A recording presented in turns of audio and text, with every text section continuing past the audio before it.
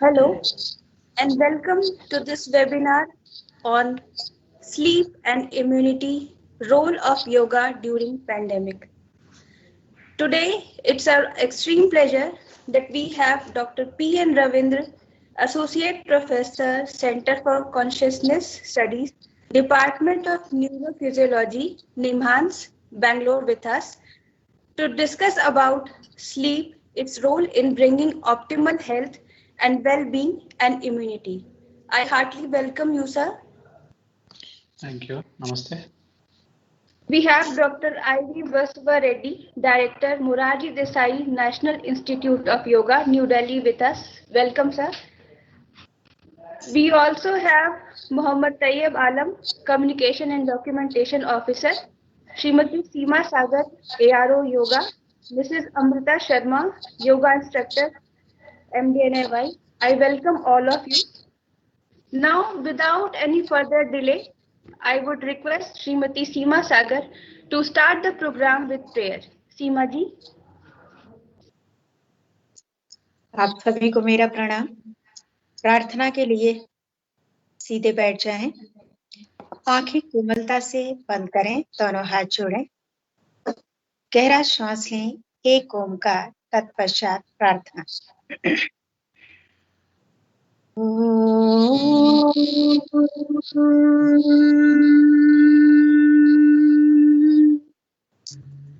सहना भवतु सहनौ भुनक्तु सह वीर्यं करवावहै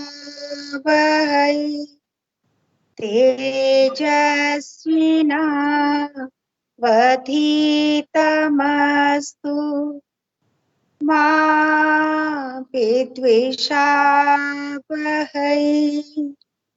ॐ शान्तिः शान्तिः शान्तिः। ॐ पूर्णमदः पूर्णमिदं पूर्णात् पूर्णमुदच्यते पूर्णस्य पूर्णमादाय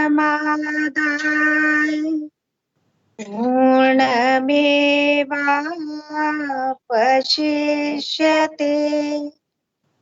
ॐ शान्तिः शान्तिः शान्तिः। धन्यवाद। Now I would like to invite Muhammad Tayyib Alam for welcome address. Sir.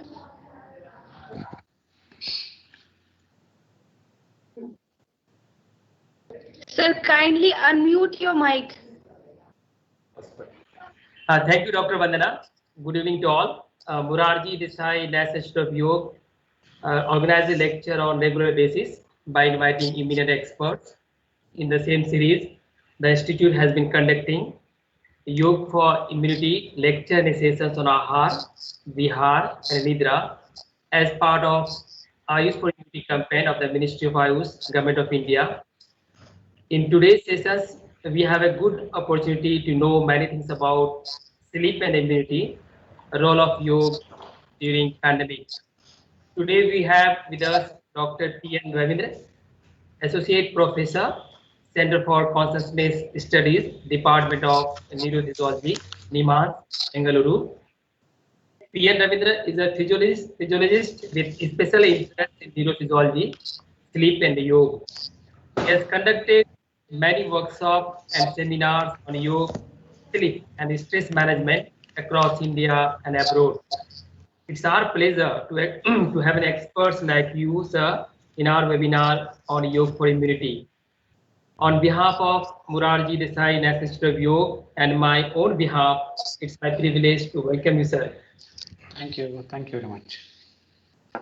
I extend a warm welcome to Dr. Ivy Basavareddy, sir, Director, Murarji Desai National Institute of Yoga, Ministry of Ayush, Government of India. It's the director's vision, which is become reality by bringing such important programs before the public. I also welcome Dr. Vandana, Srimati Seema Sagar, Miss Amrita, and all the staff and students of the institutes and social media friends. Thank you. Now I would like to invite Dr. Ivy Basavareddy, Director, Murarji Desai National Institute of Yoga, New Delhi, for introductory remarks. Sir.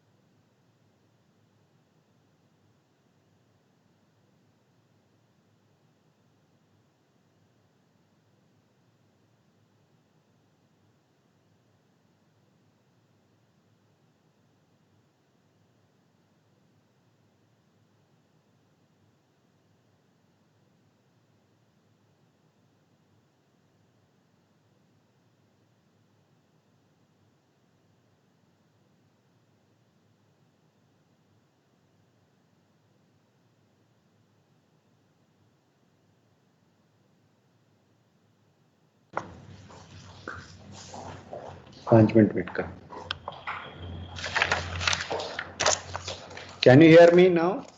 Yes, sir. Yes. Yes, sir. There was Yes, some sir. technical number. Om Shanti Shanti Shanti. My esteemed friend, Dr. Ravindra, my colleague, Sri Tayabalam, Vandana, Seema, Amrita, and all my faculty members and all the student friends and yoga enthusiasts who are joining this webinar through various social media across the globe. Welcome to you all. As you are aware, Ministry of Ayush has launched a campaign, Ayush for Immunity, in the month of September, and especially on three important issues: Ahara, Vihara, that is the yogic lifestyle, and Nidra, the sleep. These are the three which will help us to develop immunity. The experts committee suggested. And accordingly, in the September, we have a discussion on a whole month on diet and nutrition. Last month in October, it is on yogic lifestyle, exercise. Now, the whole month of November, we are organizing various activities to sensitize the common people about the importance of Nidra and how it helps to improve the immunity and also develop the immunity. In this series, the first lecture today, I am very proud to inform you that one of our esteemed friend, Dr. P.N. Ravindra, who is now the Associate Professor in the Center for Consciousness Studies, Department of Neurophysiology, NIMHANS, Bangalore. Earlier, he was the professor and head of Department of Physiology in the Government Medical College, Gadag, and also worked in various positions. Dr. Ravindra is basically a physiologist, and I consider him as also yoga specialist, especially on meditation, and a true follower of Ramakrishna Vivekananda follower. He practiced yoga, and that's why I consider him as a uh, who is having a vast influence and practical knowledge of yoga. And Dr. Ravindra is a physiologist with special interest in neurophysiology, sleep, and yoga. He has presented papers at various prestigious conferences in India and abroad. Besides having publications in peer-reviewed journals, he was the APPI awardee of Prakriti Mandir Prize for Research in Yoga and Mind and of the Life Institute Fellow for Summer Research School, Garrison Institute. He has conducted various workshops, seminars on yoga, sleep, stress management in the various prestigious institutions in the university in India and abroad. And he is being associated as an investigator with various independent research projects and in collaboration with prestigious institutions. He is a regular volunteer of Ramakrishna Ashram and Ramakrishna tradition. And most importantly, we recognize him here, his PhD studies. He conducted a huge study on sleep for more than 128 subjects, and it went on for pre and post data. That means nearly 300 nights he has wake up and studied the sleep pattern on various conditions, and wonderful papers he has published. Therefore, as and when it comes to meditation, relaxations, I used to remember Dr. Ravindra first, and because he has developed such a skill that will help to these things. Now come to the topic. Sleepy, one of the essential functions and play an important role in bringing about optimal health and well-being. Adequate sleep helps to reset the metabolism.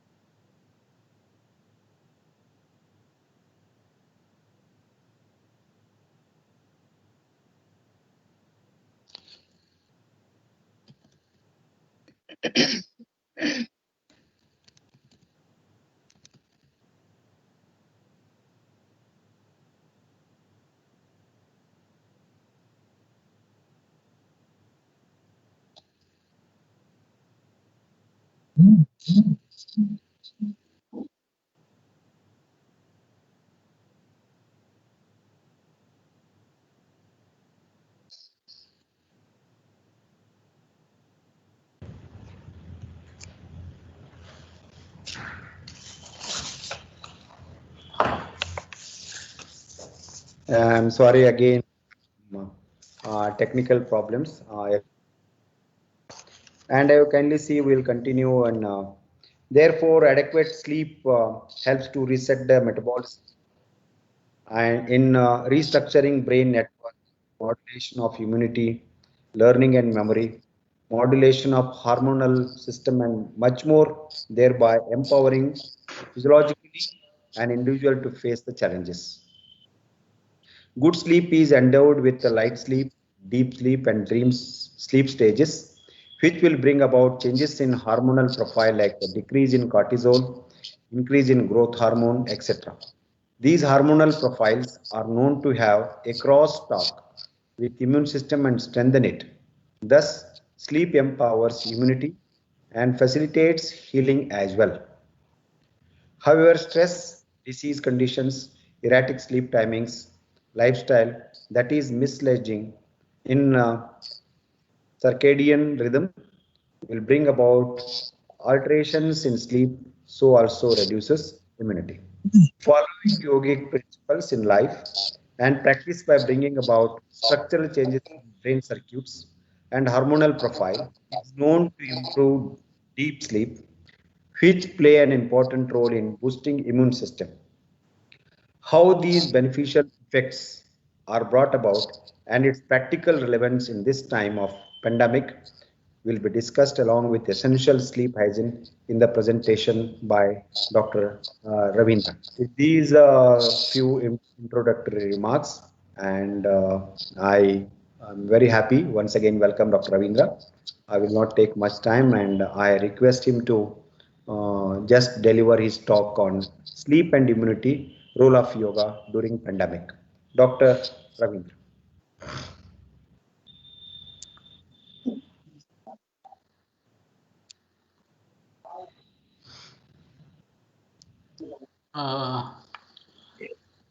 Are my slides are visible? Hello? No, sir. No, sir. No, sir.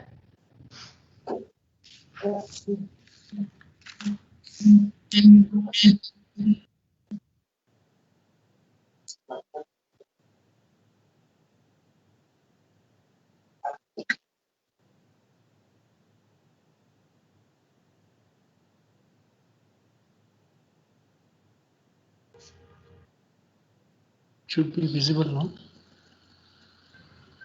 No, sir, not visible yet.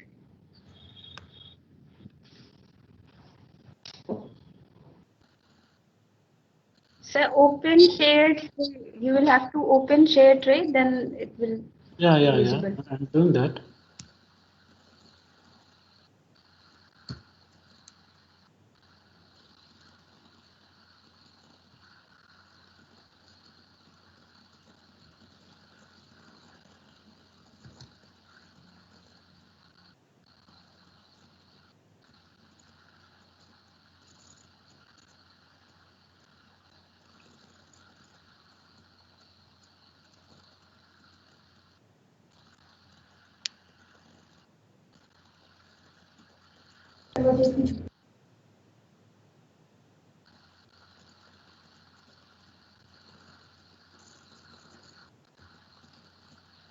Is it visible now?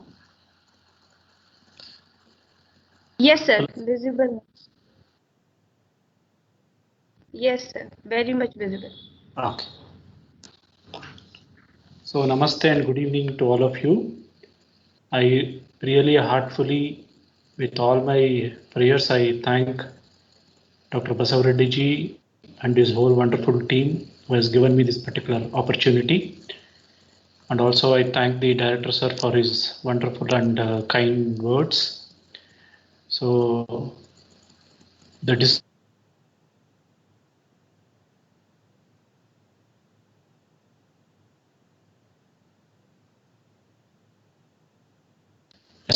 a new way of thinking about certain issues. So today we'll try to understand the overview about how sleep and immunity are very much essential, and it plays a very important role in a normal healthy individuals and also among the people who may be affecting some diseases, much more so specifically in this pandemic time of COVID-19. So where this plays a very important role. Now, so the director sir has already mentioned about what are the benefits of having a very good sleep, and you know that sleep is associated with all type of physiological functions. It can be by pruning the brain, by structuring the networks, bringing back the metabolic activity, improving of the memory. It can be with the immunity. right? And with all, you take any functions, right? The sleep has a very important role to play. See, the nature is very, it is the most intellectual and the most smartest. There is no doubt in that. If the sleep would have not been so beneficial, nature would have not allocated that around 6 to 7 hours of sleep in the 24 hours. And most important is sleep is an essential function. Now, what do you mean by an essential function? In physiology, we call those functions or essential functions where the deprivation of those particular behavior or a function can have a very detrimental effect. This is called as essential function. Say, for example, food intake or the hunger is essential. So if we starve, definitely it can be animal or us as a human being, we are going to die. Thirst is an essential function. So similarly, a sleep is an essential function. So the studies have shown even in the animals, or it can be the insects, to a certain extent, even it can be in the human beings, you be sleep deprived, right, for a very long period of time, detrimental effect, and it can even lead to death in a in a long run also. That's why sleep is a very, very, essential function. And not only about this, right, sleep is a universal phenomena across animal kingdom, and all the animal kingdoms across animal kingdom, they enjoy this particular state. And we also know we also enjoy sleep. Given an opportunity for us to sleep, we would like to prefer to go to sleep, right? So what is there in that sleep where all of us, we tend to, or we have that inclination always to go to sleep, right? And so that's why it has a lot of psychophysiological benefit, and it is present across all the animal kingdom. Now, if you look at across the species about the duration of which the person sleeps, right, or an animal sleeps, it varies from species to species, from animal to animal, right? So here we can see, the horse, sheep, human, gorilla, cat. Okay, so this is nothing to do with the size of the animal. This is nothing to do with the how animal behaves, or so, but it is always dependent on various other aspects. Nothing about the gross thing that what actually we see. It is not that some animal is which is very large, so it will sleep most. No, it's not like that. Okay, so but on the human being, an average sleep, right, it will be around say 6 to 7 or 6 to 8 hours. This is the average sleep. But now, how much is the sleep that actually that we need?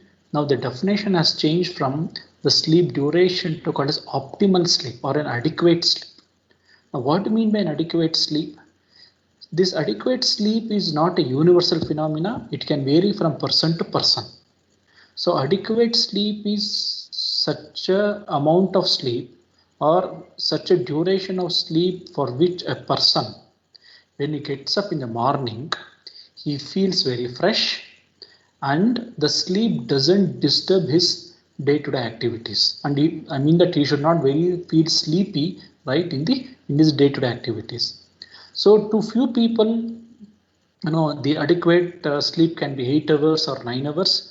For few people, it can be 4 hours or 3 hours. So we have what is called as adequate sleep. So the first question is, all of us, we have to judge ourselves, what is the adequate sleep that is needed for me? So it all depends on my activity, my physical activity, and much more so, right, about my mental activity. If I'm cool and composed, my adequate sleep could change. If I always under stress, my adequate sleep can also can vary. So first thing that we have to mention is, we have to keep it in mind. A take-home message from here is, we have to judge our own adequate sleep. Generally, right, you have a minimum at least around, right, 6 to 7 hours of sleep is it should be there.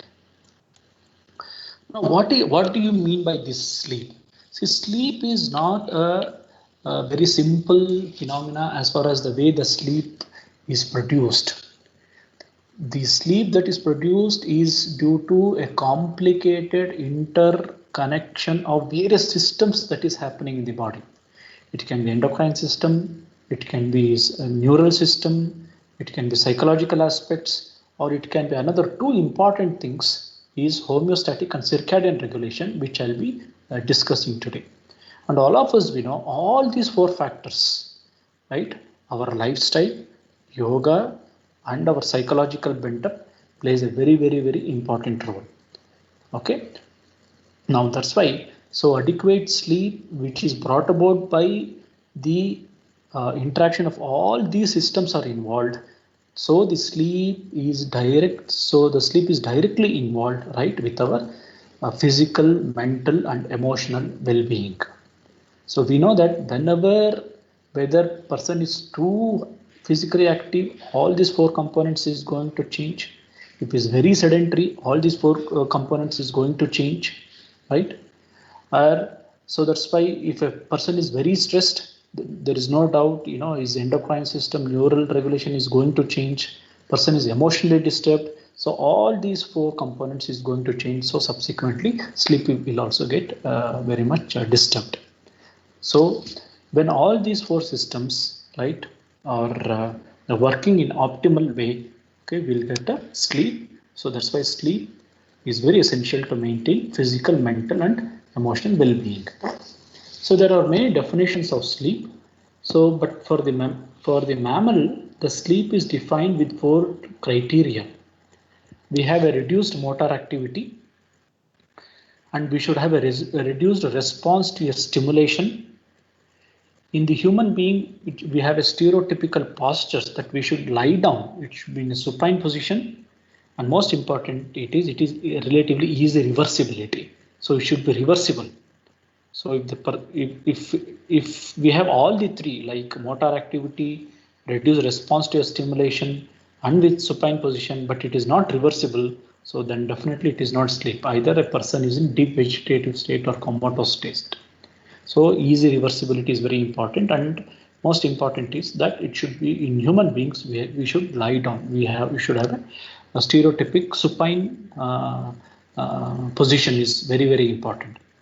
So that's why sometimes we can see the students, they lie down on the bench in the class, okay, or maybe we'll take a small nap in the office on the chair or in the office chair, whatever it is. It is not considered in a strict sense as a sleep according to this particular definition. So posture is very, very important. So reduce motor activity and reduce response to any of this stimulation. Now, as I mentioned, see, there are two important factors which will regulate sleep. One is called as homeostatic factors. I hope my cursor is visible. So homeostatic factors, and another is the circadian factors. Now, what is this homeostatic factors? If you look at this particular graph, it's very clear.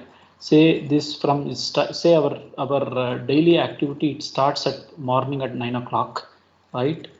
Till it's at 24 hours till the next day morning. This is just for you for an example, right? Now, as the day progresses during our daytime, from say 9 a.m. to say around 10-11 p.m. generally, which is our time to go to bed, you can see that homeostatic drive for sleep is increasing. So it means that during our daytime, whenever our activity we are doing, whatever that we do during our daytime, my sleep pressure is increased, is gradually it gets increases. So this is called a sleep drive. So my homeostatic sleep drive is increasing, right? And once this homeostatic drive reaches to the maximum, right, then my brain forcibly pushes my brain into sleep mode, and I get into sleep mode. So building up of the homeostatic pressure is very, very important for our night sleep, that is nocturnal sleep that we have to go. Right. So our wake propensity goes on increasing, and it's called homeostatic driver for sleep. Then we have circadian alterations. Now, what is a circadian alteration? So we'll see about the circadian alteration in subsequent slides also. In the circadian alteration, it is the variations in our various physiological and psychological aspects that happens because of sunrise and sunset, right? So also we have this circadian variations. Now, if you look at, see, during our daytime from 9 a.m. to say around till the evening, our wake propensity it is generally more. Then subsequently, as the sun set, right, my wake propensity it comes down. And as my wake propensity it comes down, we can see that, right, one important hormone, right, it increases in our body, which is called as melatonin, which plays a very important role, right, in inducing or in maintenance of sleep. So these two important factors, homeostatic sleep drive and the circadian rhythm, plays a very, very important role in regulation of both our wake and sleep behavior. Why understanding of this is very important is because our lifestyle, our day-to-day activities, right, it can alter or it can bring about some changes, right, in certain factors which will regulate the circadian signals and also with that of the homeostatic signals. So these two, just you keep it in mind about homeostatic drive and the circadian variations. Now this is the same thing. So here person is waking and he is sleeping. So his circadian is homeostatic drive is increasing. Then suddenly during sleep, right, when the homeostatic drive goes to the peak, right, person goes to sleep, and during sleep what happens is homeostatic pressure it comes down. Again next day morning again it increases. So like this it will be waxing and waning of these two important processes, which is called as process S and process C, plays a very important role. Sometimes, so it can happen, we will have a situation where we are sleep deprived. Sleep deprivation, we know it can be for various reasons. It can be because of professional reasons, because I'm working in the hospital, I have a 24 hours duty, 48 hours duty, or maybe I would have traveled throughout the night. So again, I may be sleep deprived, or I would have flew across the time zones, right, to the other country. I can be sleep deprived. Also, sleep deprivation can also be because of other reasons of stress, right, and our alterations or in the modifications in our lifestyle. So in that case, what happens, that you can see here my homeostatic pressure, it peaks up, right? Then again in spite of having a very high sleep drive or the homeostatic pressure, still I could able to be in a wake state for next, say, 1 day or 2 days, but maybe on the third day I really catch up sleep, right, and get into sleep. So that is to say that, right, the homeostatic pressure it is dependent on my activity, my physiological and psychological activity. But you can see here, in spite of me being sleep deprived for the next 2 days, my circadian variation is always constant. It will be there because it is dependent on my sunrise and sunset, and it is happening. But even with our altered lifestyle today, right, we can also see that, right, our circadian variation also will change. Now, so in the nocturnal sleep or in every night, so in a normal healthy adult, so there will be two phases of sleep. One is called as NREM sleep, these are called as REM sleep. REM is called as rapid eye movement sleep. NREM sleep is non-rapid eye movement sleep. So as soon as I go to sleep, right, I will be here, say, for 10-15 minutes, I'll be tossing in the bed here and there. Then I jump into a very light stages of sleep called as N1. Then I go to N2.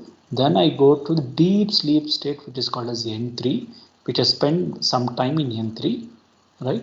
Again, I come back to N2, then my first cycle of rapid eye movement sleep phase will start. Now this whole cycle, we call it a sleep cycle. So you can see that in one night, 4 to 5 such sleep cycles should be there for any quality or a healthy sleep we call it as a very good quality sleep. Number one. Number two, we can also observe in the first half of the night, you can see here in the first half of the night, I spend more in the deep sleep state, but in the second half of the night, there is no deep sleep. I spend more in the REM sleep, that is rapid eye movement sleep. Now, what is the importance of this N3 sleep or the deep sleep in the first half of the night? Now, my homeostatic pressure, that is the sleep pressure that I have accumulated during my daytime, right? It is decimated. That pressure comes down, and that is proportional to my N3, that is deep sleep. More the deep sleep, it means that whatever the sleep pressure that I have accumulated, it has completely reduced. And subsequently, right, it is REM sleep, it takes over in the second half of the night. And what is this REM sleep? REM sleep, okay, it is more, I can say like it is more predominant with the dream. There is no doubt even in NREM sleep also there could be dreams, but in REM sleep, it is more predominant with the dream, but the content of the dream, right, it varies from NREM to REM sleep.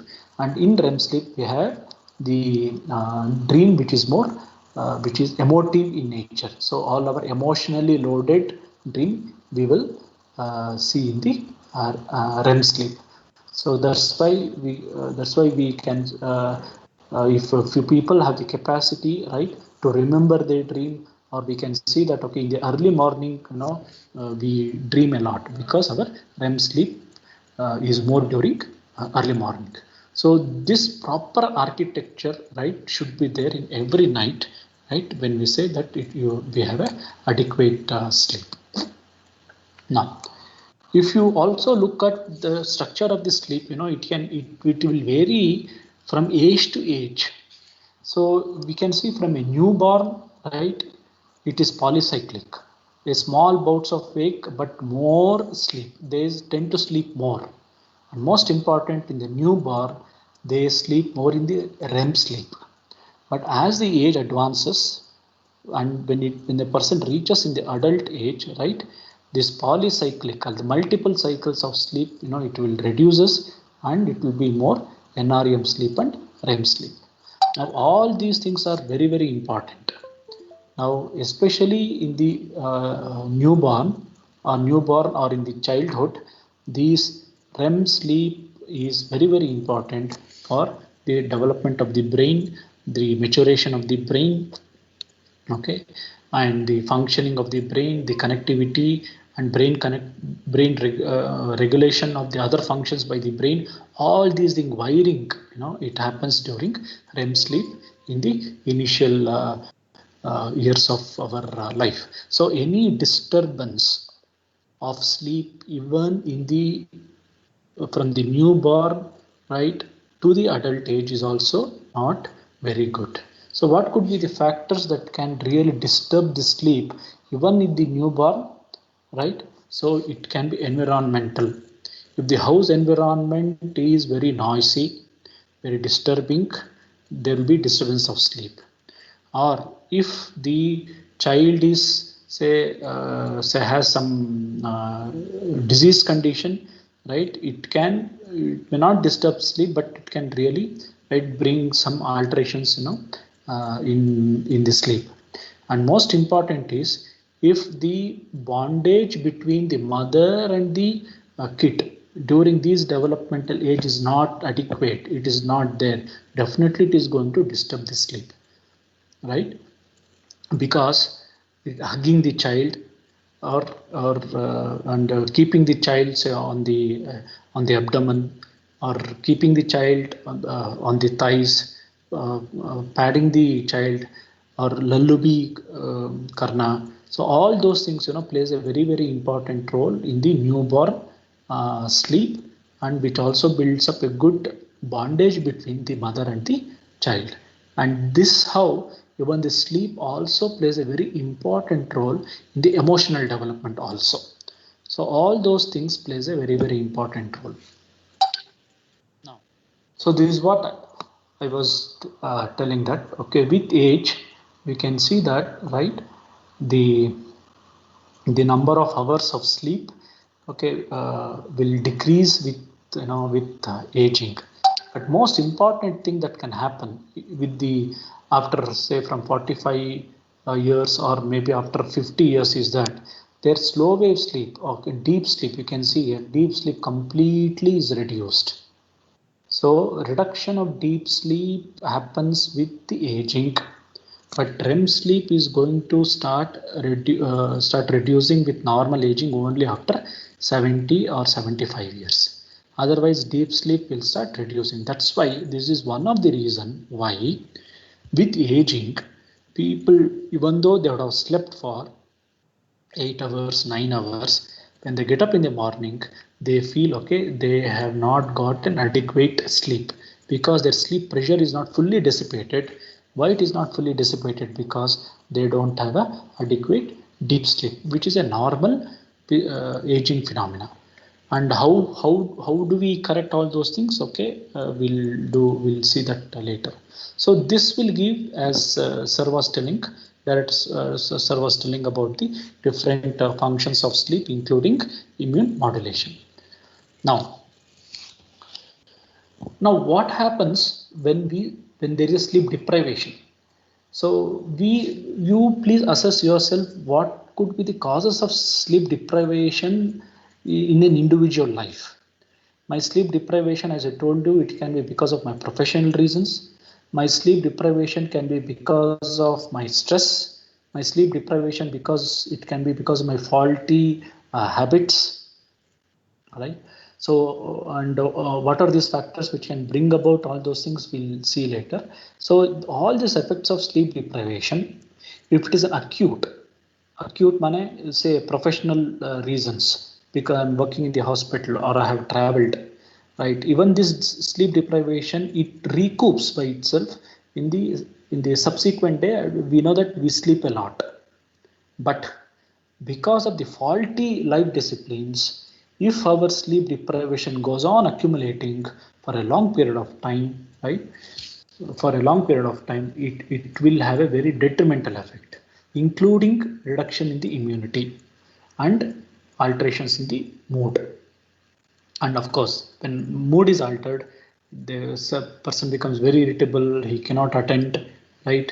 And his skills are lost. So all those things will come. But here we try to concentrate only on the reduced immunity, and the alterations in the mood is a result of, right, sleep deprivation for some certain period of time. So here we can just an experiment, that they have done. So if somebody, say you have a depressed mood, right, and you have an say some toxin is there in the body. I mean, it can be a bacterial infection or a viral infection, whatever it is, right? Okay. Now, if that toxin continues, right, it can be for a third day or the fourth day, right? So there will be a depression in the mood, will be a little bit more naturally because of all the other endotoxins that is present. Along with endotoxin, if there is also a sleep disturbance, most important is, right, at the same amount, at the same time, my the depressive mood will also be more. Now this is only a depressive mood, this is not depression as a disease. We have to make it a very clear distinction between these things, right? It is just my mood that I feel very depressed because I'm suffering with some infection. Along with that, if I also sleep deprived, my depressed mood will also be more. So both these things, my mood and my sleep, okay, they are very tightly linked with each other, and these two in turn, right, influence my immune status. So this is the reason, one of the reason why, where the nature has given a normal mechanism whenever we are suffering from some diseases like fever or any with something, we tend to sleep a lot, and we have to sleep. That's the reason why even in this pandemic area, in this time, so those who are suffering from COVID, right, one of the advice is you take adequate rest. You try to sleep, you tend to sleep, you tend to sleep. So because the sleep has a tight link with the mood, and both sleep and mood has a link with the immunity. So we should not sleep deprive ourselves in this pandemic area, pandemic region. Now not only this, in a normal healthy days, right? If you can see this particular graph, it clearly shows that the multiple the systems, okay, it can be cardiovascular, respiratory, immunity, CNS, whatever it is adversely affected if you have a very less sleep, and also if you have a more sleep. So more sleep is also dangerous, and very less sleep is also very dangerous. So people who tend to sleep, say, more than needed, so it is not good, right? So we have short sleep duration affects your immunity. Not only this, long sleep duration also affects our immunity, and also in between my sleep disturbance also will affect the immunity. So we have a normal sleep, say around 7 to 8 hours. It should be very stable sleep. If you have a disturbed sleep, affects immunity. But I have a very stable sleep, but very short duration time, it is also not good. And if I have a stable sleep, but it is very for a long duration of time, it is also not good. So we should have a very stable sleep for this. Now, so this is what I told you about what is the importance of having a adequate sleep. What do you mean by an adequate sleep, right? And we have to assess our own adequate sleep, and what is homeostasis, and what is circadian rhythm, what is the importance of NREM sleep and REM sleep. Now we'll try to focus on circadian rhythm. We know that, see, this is the circadian rhythm, right? And where with our 24-hour cycle of sunrise and with that of a sunset, the nature has given the timing, right, for all the physiological and psychological functions, where it can function very optimally and maximally in certain time. So that is very, very important. So all our activity we should confine to our day, right? And as the sun sets, because of certain changes that happens in the body, there is a natural tendency for us to get into sleep mode, and we should honor that.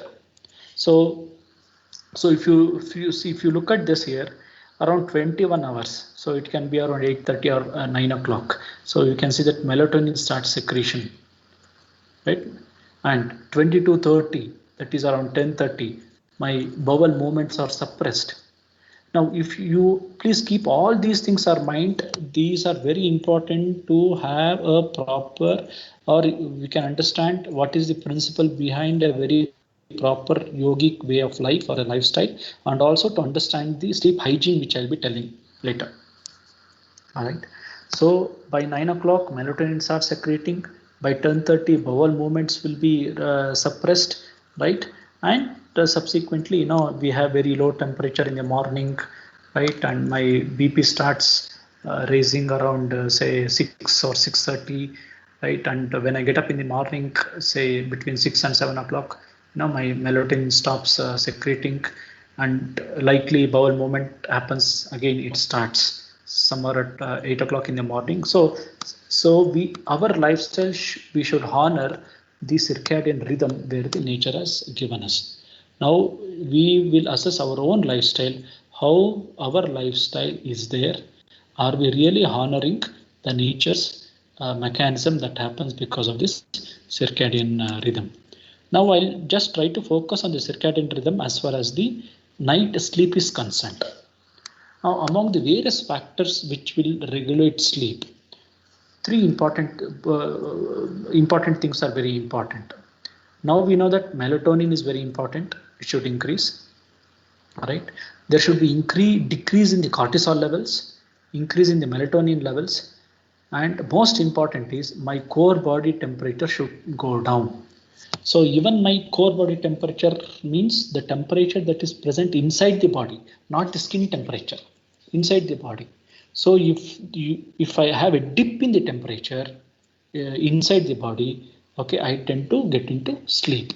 So naturally, with the sunset, my core body temperature goes down and I have a normal tendency to get into sleep.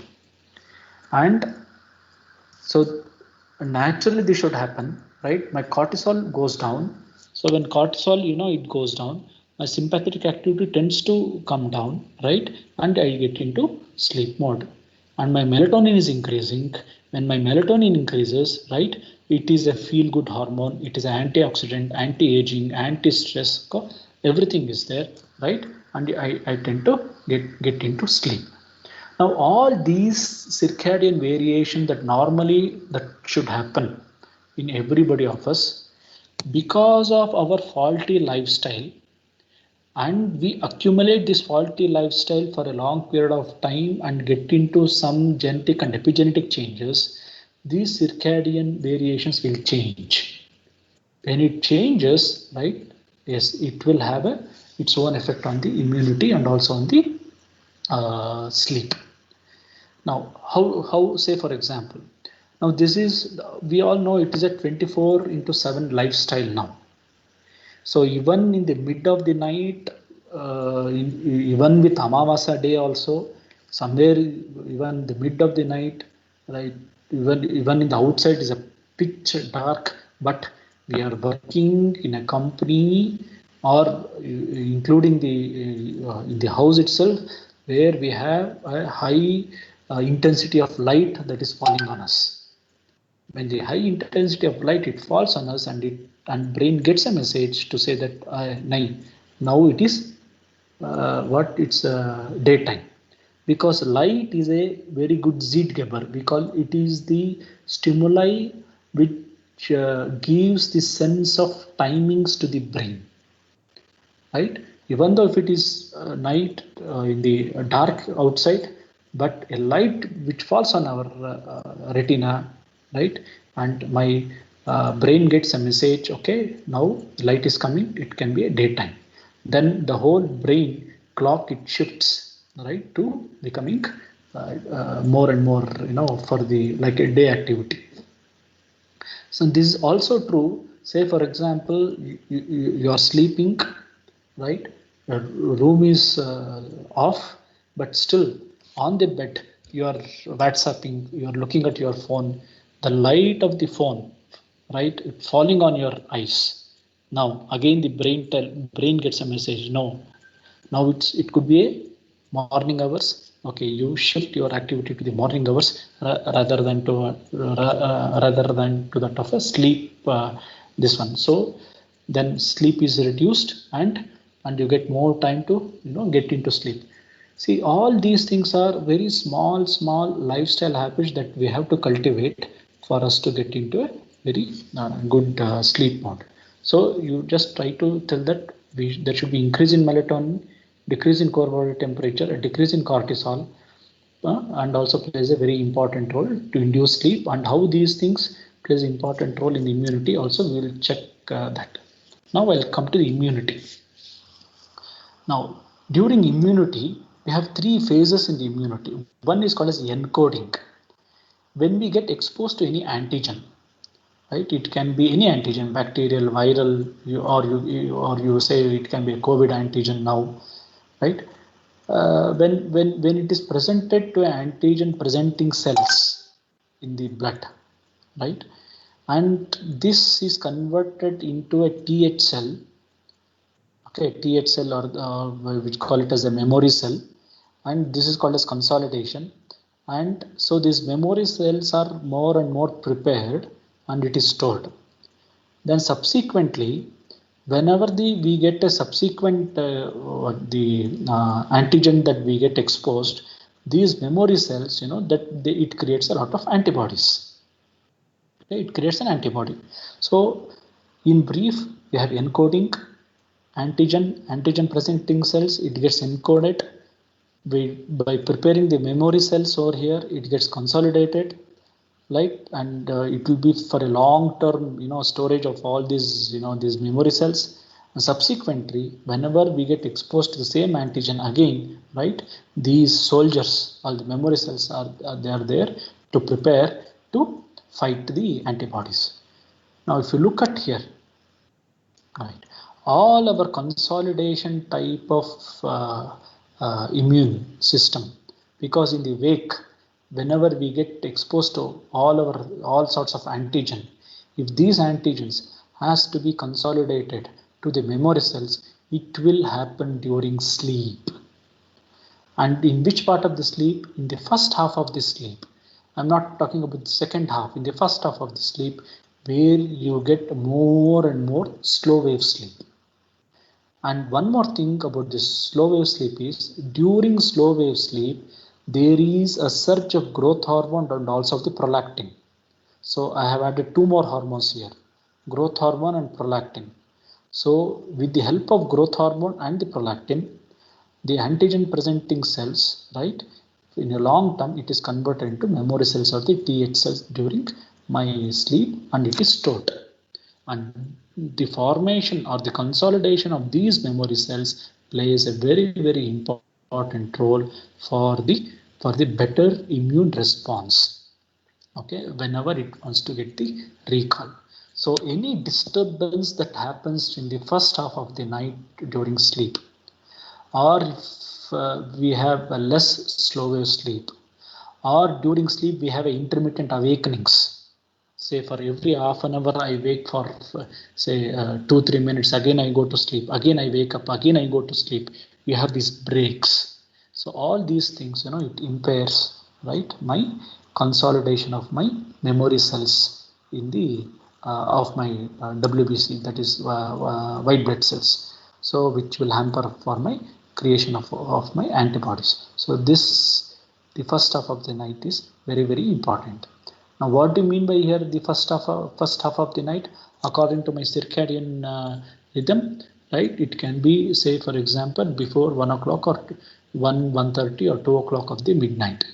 Now, let us assume, suppose, say, for example, if I'm in my teenage or in my adult or adolescent age, I'm always into night parties. I wake up throughout till midnight to do some work. Or maybe till midnight I'm in my social media, I'm always in my video games, right, and I don't get into sleep. What I'm having, I'm depriving, right, my circadian stimulus, right, for the decrease of the cortisol, which will facilitate to sleep. So if I continue my wake during my sleep period, my cortisol will increase. Increase in cortisol will not allow, right, for us to get into a sleep mode. When we don't get into a sleep mode, definitely my growth hormone prolactin will come down, and there will be deprivation of my memory cells to happen. Okay. Now, so similarly, right, so if you take the whole sleep, so here what I told here was during my first half of the sleep for the consolidation. If you take up the whole sleep as such, throughout the night, if I have a very stable sleep, you can see that cortisol is completely less in my whole sleep, but early in the morning, it start increasing naturally, because early morning cortisol should rise so that it is preparing my whole brain for my day activity, right? And you can see here my memory cells, right, which will be more, okay, in the early in the morning, okay, it starts reducing. Now during my night sleep, right, the shift of these memory cells, okay, from lymph nodes to circulation, circulation to bone marrow. So all this, this is happening. So during my sleep, what is happening? The memory cell that is formed, right? Okay, which is present, in the lymph nodes. All right, it will go to the circulation, and it is get stored in the say in the bone marrow, and subsequently again into circulation. So this storage of lymph node, it plays a very very important role. Now, if this storage itself is not happening, right, then subsequently, right, these memory cells are not available for the antibody reaction. During wake time, what is happening? During wake, when my cortisol is it is increasing, right, it will give a signal to the bone marrow, right, that these memory cells which are stored in the bone marrow, it has to be redistributed. So signal to bone marrow comes whenever the cortisol is more in the morning. So here we can see that, that during sleep, right, these variations in these hormones and the distribution of these immune cells, it plays a very very important role, and any disturbance in the sleep will vary this particular memory formation of the immune cells and its availability whenever it is needed. Now, what are the factors that can impair the structure of sleep? Most important is, right, if you have an obstructive sleep apnea. Obstructive sleep apnea is people who snore a lot. When they snore a lot, right, there will be intermittent awakenings. The intermittent awakenings brings down your slow wave sleep, and there will be increase in the sympathetic activity. There will be increase in the cortisol during sleep, right? It increases all your heart rate, blood pressure, and all those things. There will be sleep fragmentation, so the formation of memory cells will be very less.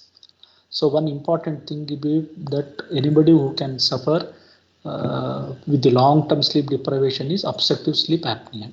So people who are having obstructive sleep apnea, most important factor for obstructive sleep apnea is, right, if a person is very fat, has a short neck, has some DNS problem, all those things. So most important thing for obstructive sleep apnea is that yoga has a very good benefit for obstructive sleep apnea, where you can reduce the weight with lot of that yoga protocol. The next important disturbance of the sleep that can happen is because of insomnia. Now, what is insomnia? So we have to understand insomnia definition very very clearly. Insomnia is a state where a person feels very difficult to initiate the sleep or to maintain the sleep, provided an opportunity is there for him to go to sleep, and it should happen at least 2 or 3 times a week for 3 months. This is a proper definition of, in a lay language, that I'm telling you about insomnia. Means you should have a problem initiating the sleep. You go to bed at say at your own time, but you won't get sleep say for 2 hours or 3 hours. Subsequently, you may get sleep. That is also sleep onset. Or you go to bed, you go to sleep somewhere in the mid of the night, okay, you wake up. Subsequently, you may not get. So you cannot maintain the sleep. So if these two are happening at least twice a week or thrice a week, and if it is happening from last 3 months, provided you have an opportunity to go to sleep, that is very very important. Suppose say from last 3 months I'm on shift duties, okay, I may be a disturbed sleep, but I may not be suffering from insomnia.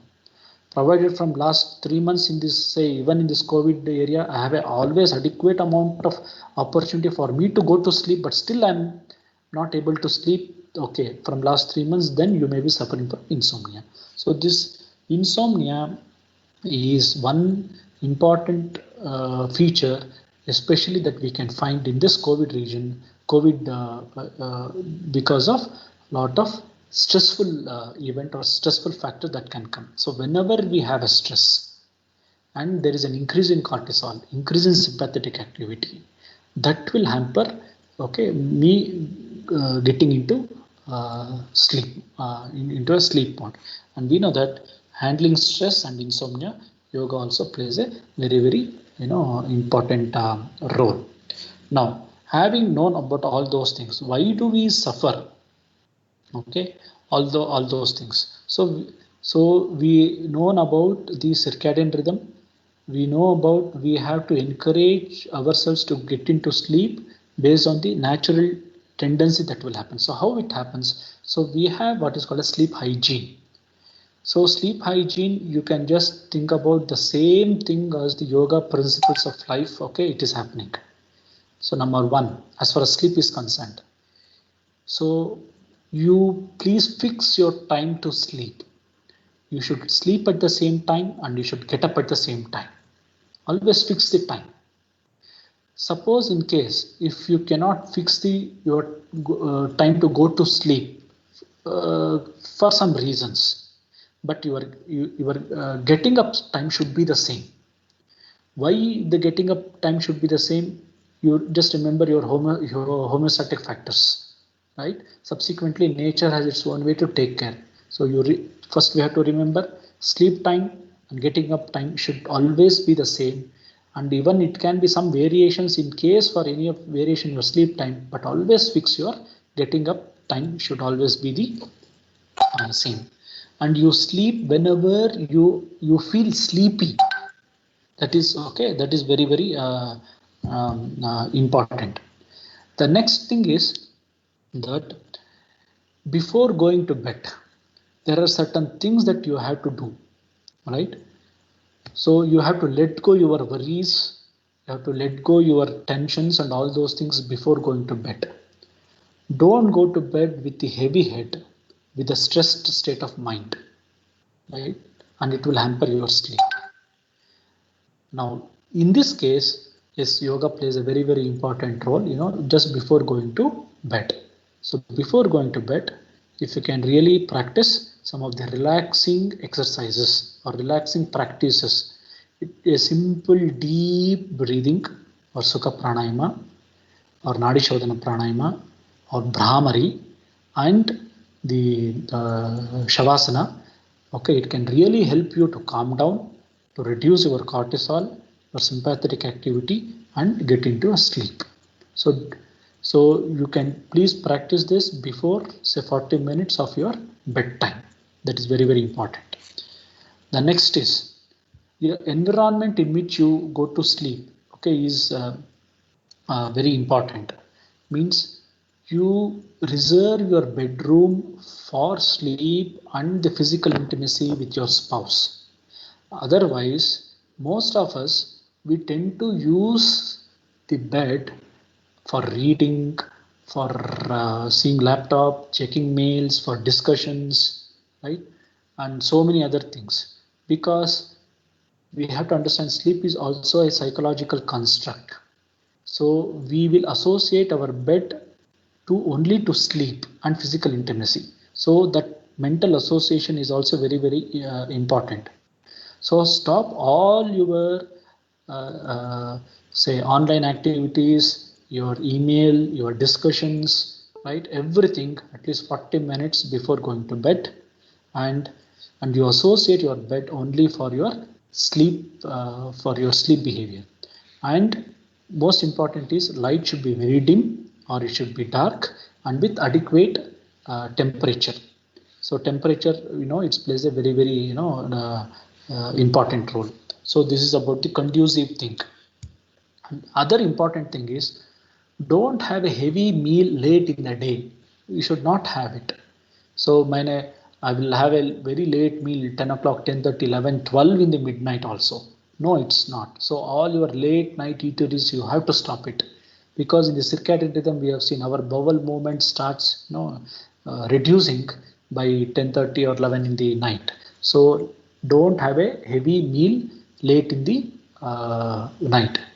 And most important is, right, you should avoid all the coffee, tea, caffeinated, all the other beverages, right, after 6 in the evening.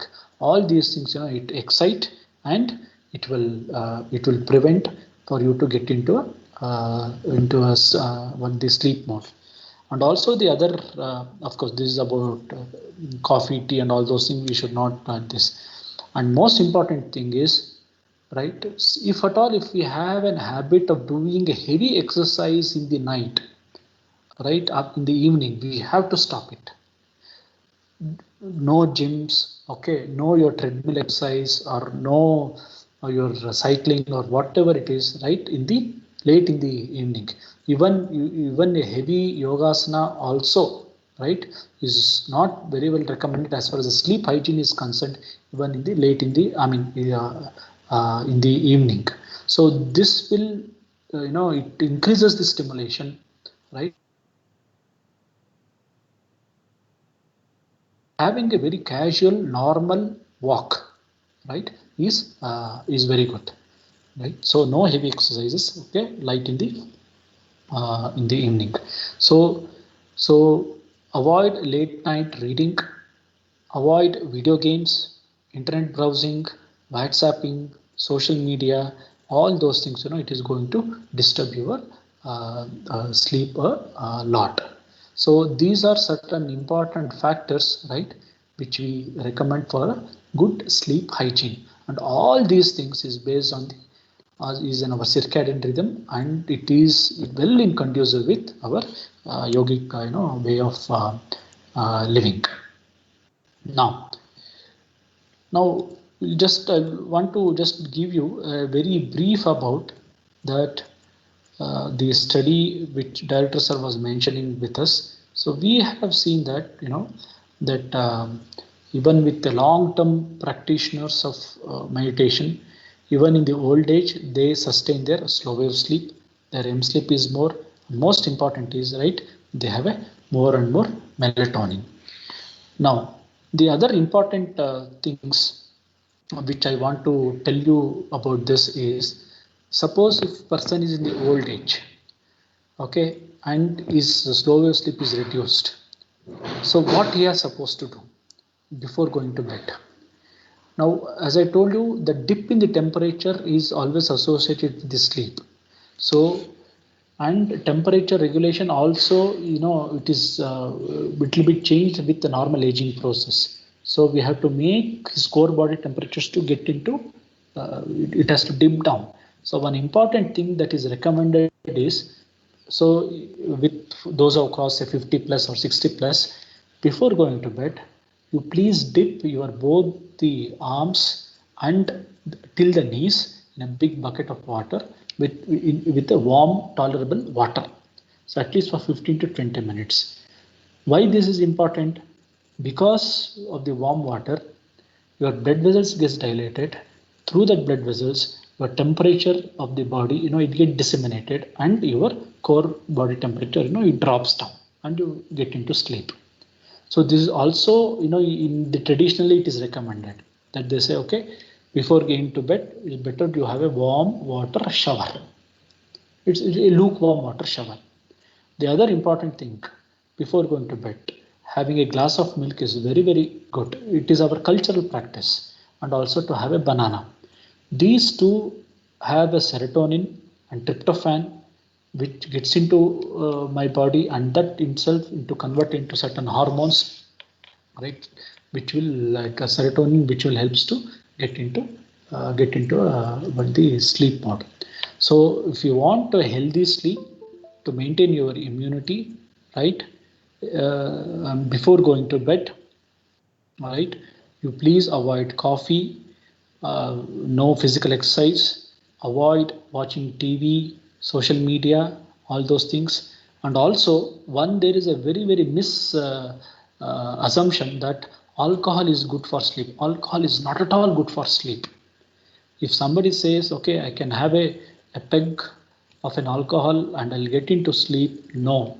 Alcohol will not allow you to go into a deep sleep at all. And you may be very drowsy, you may be in a light sleep stage, but once the alcohol get metabolized, maybe after 2 hours or 3 hours, and you go and you just use your washroom, subsequently when alcohol is washed out, and again you are in wake mode. You are not at all in the sleep mode at all. So you will have a sleep maintenance issue. So alcohol is not at all, it's good for sleep. Curd is good for, it's good for sleep.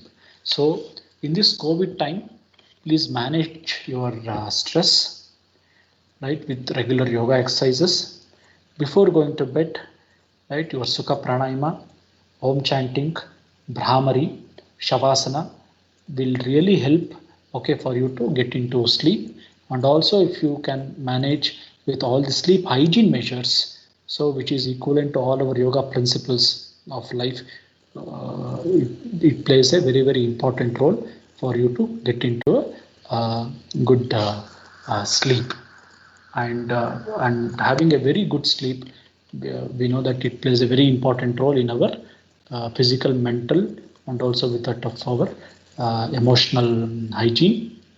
So please take care of your lifestyle and also have a very regular stress coping exercise, this one modules as far as the yoga is concerned, so that we can manage our day-to-day stress and also get into sleep.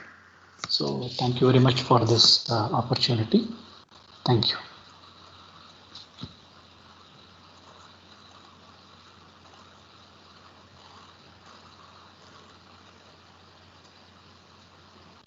Hello.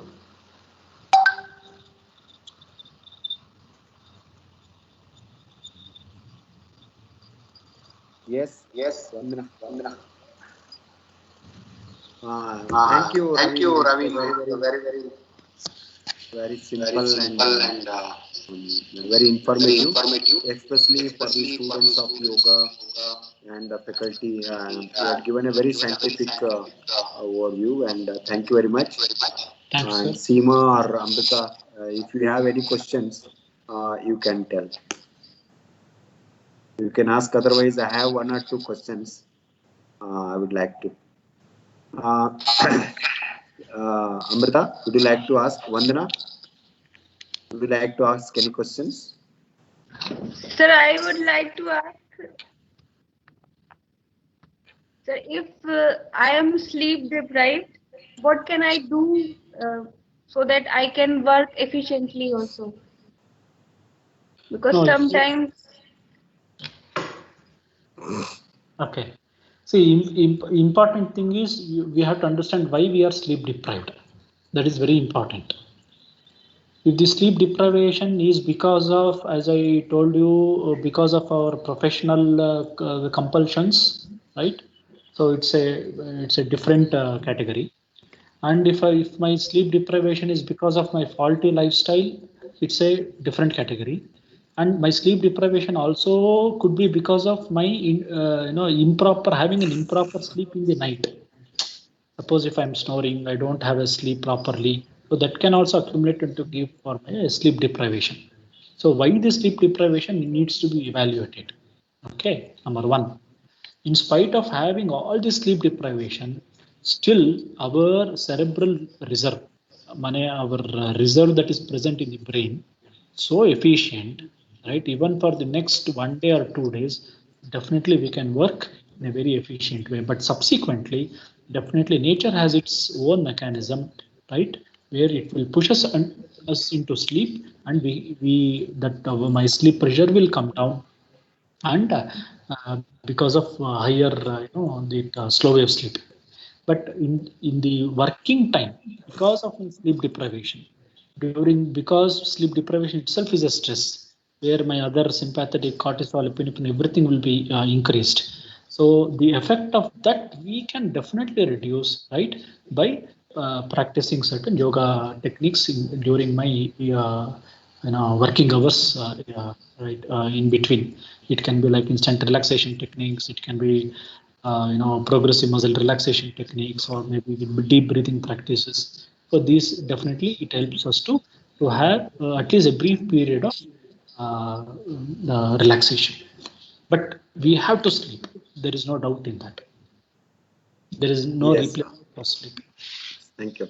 I have anybody else would like to? Amrita or Seema? Yes, I have one or two quick questions on behalf of some of our students. Suppose you are a neurophysiologist. Kindly, if there are any references, how much our brain as a physiological entity needs, brain will work 24 hours, but it needs our slowing down of the brain activities. How much time in a 24 hours of a cycle, how much time it needs to a reduced activity or slow activities. That is one thing. No. Okay. That is the first. Okay. So it is not the how much time that area, I mean, the brain needs to get into rest by itself. Now, see, the concept of sleep is gradually, it is changing. I'm telling you some of the latest things that, okay, what we try to understand. Now, we try to understand sleep from the behavioral perspective. Okay, when I'm really, I close down my eyes and I'm getting into sleep mode. For us, it is a sleep. Means for the whole organism or the whole system as it's concerned. But for the brain, whichever the part of the brain it is intensely active, okay, once it reaches to its optimal functioning, that part of the brain get itself into a sleep mode. That it doesn't mean that okay, we are in a we are sleeping, but that part of the brain gets into inactive mode by itself for certain period of time until the metabolites or the waste products that are accumulated in that part of the brain it is drained. Then that part of the brain again it gets into an active mode. So this is the reason why sometimes when we read a lot, when we are working a lot, suddenly we feel okay, after 2 hours, okay, I need a break. I'll take a break. I'll take a break, say for say 10-15 minutes. Subsequently, I will regain. So because that part of the brain has reached its optimal, it needs a break, right? And it gets into it. We call it as hyperpolarized mode, right? And it doesn't. It is not ready to receive any input. So we call this as a local sleep. So every part of the brain has its own local sleep based on its activity mode. But because of the circadian variation, right, now majority part of the brain they get into what the sleep mode with the sunset. But still during sleep also some of the what the areas of the brain are very active. So it is not we don't have any fixed time to say okay, this is the fixed time where the brain has to get into a say inactive mode. It all depends on the activity of that part of the brain, and that will decide how much time it needs to get into inactive mode. Because in our traditional system, I have seen in my childhood, and also it is mentioned in the yogic lifestyle, the whole night if you take as a 12 hours, and we divide it into 8 parts of 1.5 hours, those have been called as a prahara. So then first 2 praharas are 3 hours so of the evening, and it is slowing down our day activities and preparing for the sleep. Next 4 praharas from 9 to 3, they are for the sleep. Then another 2 praharas, another 3 hours, they are coming out, and 6 o'clock when the sunrise and our day activity starts. Then mid of these praharas at 3 hours, he said that there our dreams will be there throughout, but the rates of dreams are very less during the mid of the prahara, that is around 5 to 7 of the praharas. That is around 11 o'clock to 2 o'clock this period.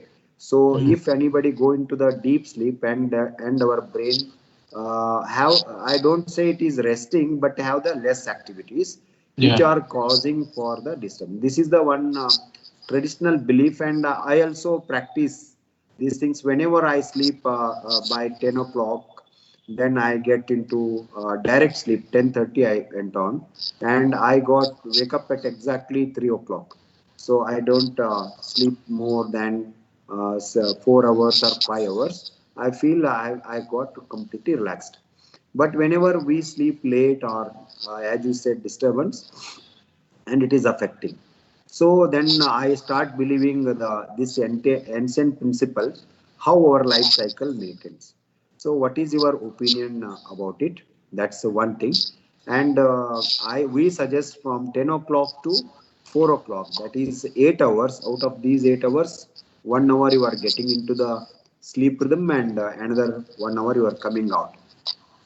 This is the always suggested. We 8 hours. Nobody can sleep sound unless they work hard, physically and mentally.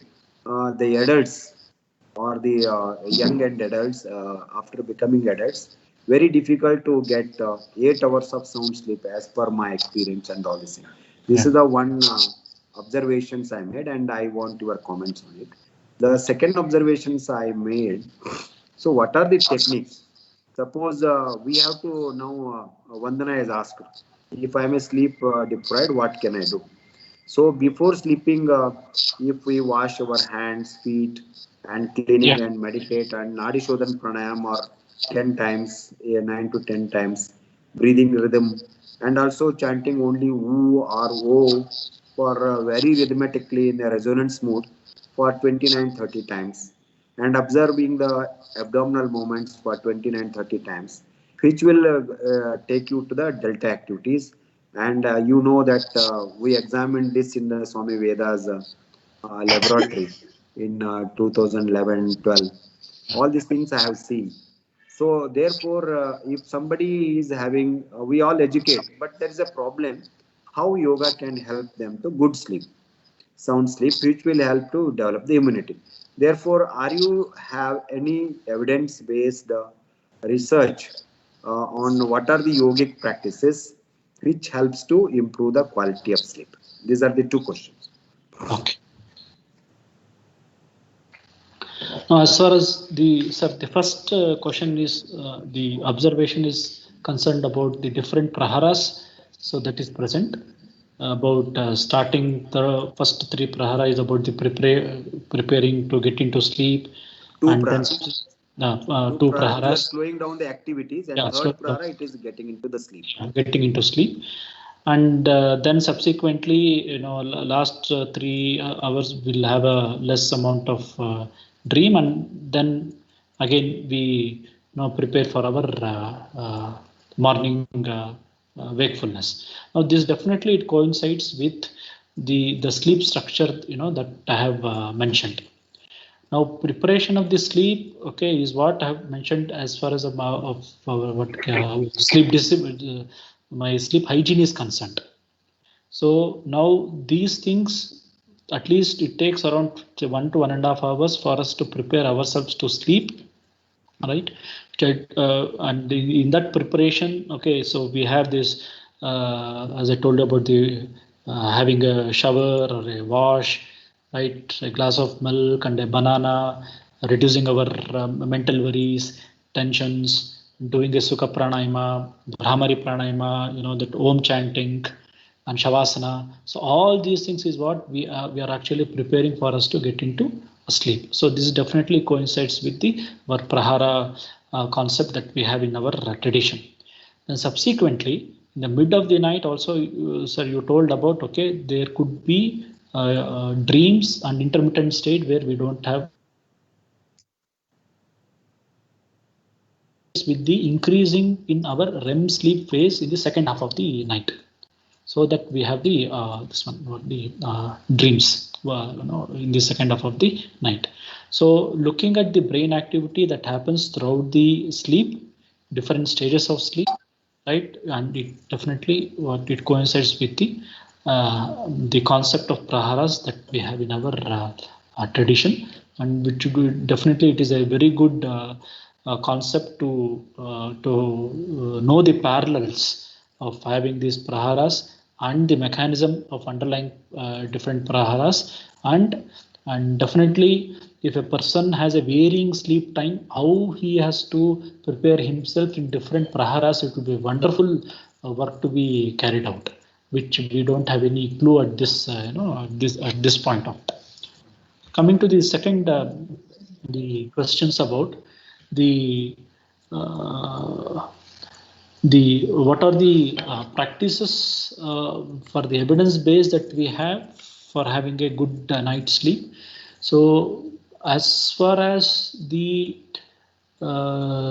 sleep which is concerned in some of the, say, in diseased condition, and which yoga practices can bring about the good amount of sleep, not much work has been done, except for one particular study with they have worked with the yoga nidra before going to sleep, which can really bring about a very good sleep. Number one. And secondly, we should not see the sleep is a resultant of, of our activity during wake. That is what is going to result to that of a sleep. So we cannot isolate the just the sleep, neglecting what we do during our wake timings. So that's why these two are very linked, with each other in the normal healthy individuals. But if somebody is suffering from a sleep disorders as such, somebody is having an insomnia, somebody is having obstructive sleep apnea, definitely, right, there are good yoga intervention which can really bring about a reduction of insomnia, especially with the sleep onset insomnia. That is, if somebody is having it takes more time to get into sleep, 1 hour, 2 hours of getting into sleep. All these practices which have been mentioned before going to sleep, that is in our prahara concept, they prepare to get into sleep, right? The sleep onset insomnia, definitely it is going to reduce. So there is no doubt about that. But Brahmari and yoga nidra practice is there are evidences to show that it can really help for us to have a quality sleep and also to enhance the slow wave sleep. But if somebody is really practicing regularly yoga and meditation throughout the life, right, definitely his sleep architecture is maintained, right, even in the old age, like that of an young adult. That is, slow wave sleep is preserved and his REM sleep is more. But there are more and work that is still there as far as the work that needs to be conducted as far as the sleep is concerned. Because working on sleep is a very laborious thing. It's not so easy, right? So, of course, more work we have to work to understand the sleep and with the yoga interventions. Yes. Yeah. Thank you. It's a very good. And because for your all information, in the childhood we used to follow this without knowing they are scientific or something. Now all you people, the neurophysiologists, modern medical professionals, you are doing research and all these things. We have not done any research, but we followed this biological rhythm by our forefathers, my grandfather, mother. And whenever we used to go to our grandparents' house, and we are happy because after evening we are not supposed to 7 o'clock or 7:30. We are not supposed to read. That's why that means they. But my grandmother used to wake up at 2:30 or 3 o'clock. I have not seen her throughout her life wake up after 3 o'clock. She used to see. Even I see in the Nepal. I visited 2-3 times in the very remote areas. There was an electricity problem or etc. But they used to, as birth gradually, it went on the evening and they close their activities. And within 1.5 hours they eat, though they have the electricity. But I found in the temples etc. 3:30 there is a huge gathering. People are coming for walking and physical activity starts at 3:30. That means there are geographical variations of day and night, and a lot of work in this area need to be done. We have a scope for our youngsters. Lot of scope is there to study and publish the research work, and that will help. So with these, one small question, quick question. Many people ask whether the day sleep for few minutes or an hour is advised or not advised. So will it affect the night sleep? Quick answer. So we have something called as a power nap or a day nap. We don't call it as a sleep. So definitely nap is recommended, right? In the afternoon hours, maybe for 15-20 minutes. So like we can have a nap time, and that is going to increase efficiency of my say afternoon work. So that is Yes. very, very important. And nap is not going to affect my night sleep. Thank So you. it is a nap. It is not a sleep. We should not Okay. sleep say half an hour, 14 minutes. Yeah. Yes. Thank you, Dr. Ravindra. It's always Thank you, sir. Thank you very much. great talking to you and listen to you. And because the whatever you are a neurophysiologist by profession, but you are a yogi inside and living a yoga life. That's why whatever coming from your mind, brain, or mouth, words, and it is having a impact on the practitioners of yoga. Thank you very much. Wish you Thanks, all sir. the best. Thank you very much. Namaskar. Thanks for all your love and affection and guidance. Thank you, Ravind. Yes, word to Dr. Vandana. Thank you so much, Dr. P.N. Ravindra, for accepting our invitation and delivering such an informative lecture on sleep and its importance in human life. We are extremely grateful to you for delivering a lecture on this much needed topic. I would also like to extend my thanks to Director MD